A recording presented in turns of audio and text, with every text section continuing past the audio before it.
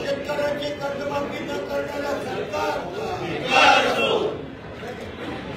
लाडक्या बहिणीला फसवणाऱ्या सरकारचा धिक्कार असो. लाडक्या बहिणीला फसवणाऱ्या सरकारचा धिक्कार असो. लाडक्या बहिणीला फसवणाऱ्या सरकारचा धिक्कार असो.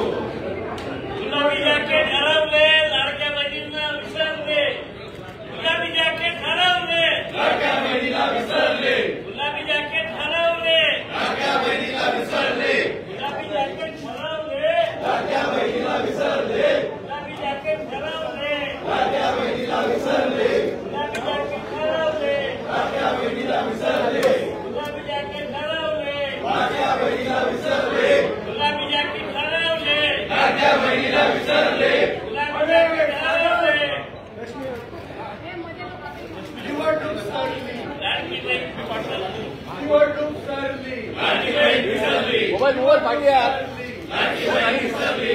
हो ताई. लाडकी बहीण विसरली. निवडणूक सरली. लाडकी बहीण विसरली. निवडणूक सरली. लाडकी बहीण विसरली. निवडणूक सरली. ठीक आहे, तर आपण पाहतोय विरोधक आक्रमक झालेले आहे. ही सगळी दृश्य आपण या ठिकाणी पाहतोय.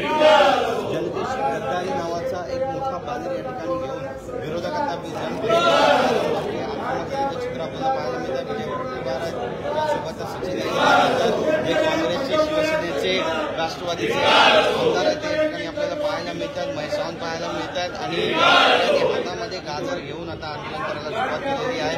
काल जो बजेट सादर करण्यात आला, अजित पवार बजेट होता, पण या बजेटमध्ये सर्वसामान्य गरिबांची फसवणूक करण्यात आली. लाडक्या बहिणींची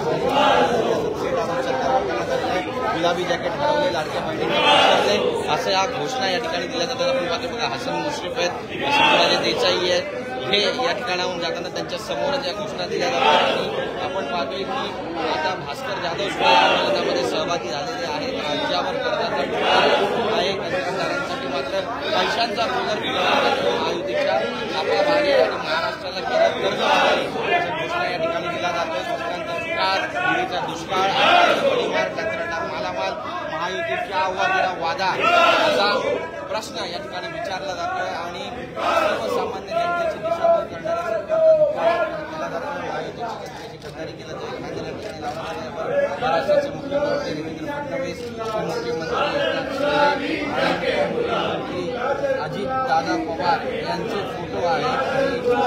जॅकेट गुलाबी, गाजर गुलाबी, जॅकेट गुलाबी अशा गोष्टी आणि सर्वसामान्य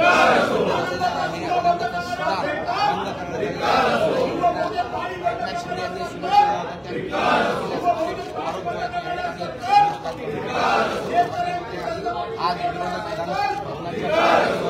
पुन्हा एकदा आक्रमक पद्धतीनं